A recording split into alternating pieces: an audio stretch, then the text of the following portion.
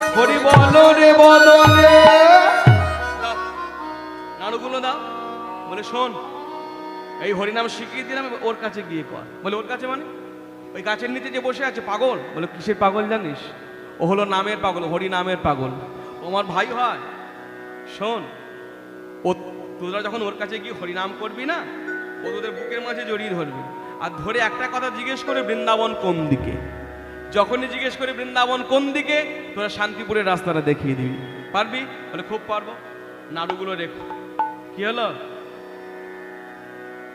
না না, আমি আপনাকে বলি নাই তো, ছেলেগুলোকে বলছে নিতাইটা। কি হলো? যা। এই ছেলেগুলো তখন গেল।